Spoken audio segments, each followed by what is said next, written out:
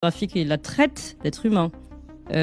Donc c'est à Beauvais, il s'appelle Pierre Robert et il est présenté comme le cousin de Brigitte Macron. Je Ouais. ne sais pas si c'est un cousin. J'ai cru comprendre qu'il disait que c'était un cousin fort éloigné, mais enfin, peu importe. Non, vous ne rêvez pas dans cette vidéo, vous voyez bien Karl Zéro éviter le sujet de la cousinade entre Pierre Robert et Bribri.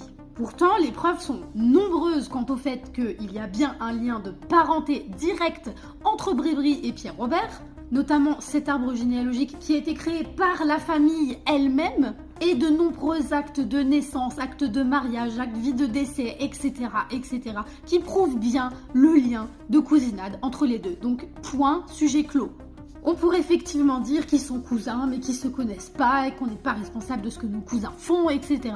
Sauf que là encore, nous avons les preuves que la famille Quinault, la famille Robert et la famille Trogneux étaient très proches. Nous avons les preuves qu'ils habitaient à 1 minute à pied l'un de l'autre quand ils habitaient à Beauvais. Nous avons même la preuve qu'ils étaient ensemble au Rotary Club d'Amiens. Jean Trogneux était le président du club et Quinault était son secrétaire. Donc vous êtes en train de me dire que possiblement ils étaient cousins, ils le savaient pas, mais ils traînaient ensemble tout le temps? On prend vraiment pour des...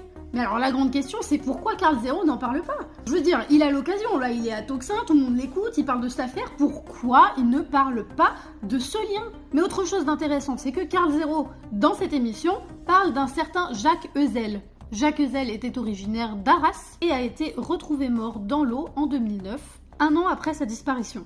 Lorsqu'il a été retrouvé, sur sa montre qui n'était pas étanche, apparaissait une date qui correspondait à 4 jours après sa disparition. Il a été retrouvé avec un sac à dos dans lequel il y avait une haltère de 5 kg.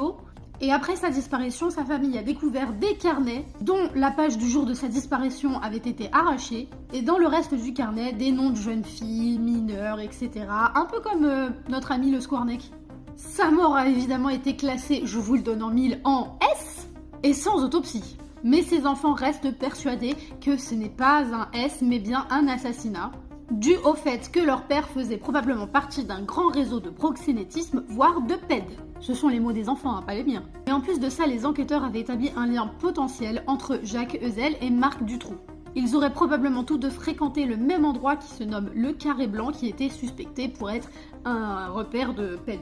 Pourquoi je vous parle de tout ça? Parce que, en fait, ce Jacques Ezel, il y a quelqu'un dans sa famille qui s'appelle aussi Jean-Pierre Ezel. Et ce Jean-Pierre Ezel, bah tiens, lui aussi il était au Rotary Club d'Amiens. Et en plus, lui aussi il a bossé à Beauvais. Et petite cerise sur le gâteau, rien que pour vous. La cérémonie funéraire de JP s'est déroulée au Touquet. Et oh, une dernière chose. Le fils de Jacques Ezel, Alban Ezel, est devenu ministre du RN dans le nord de la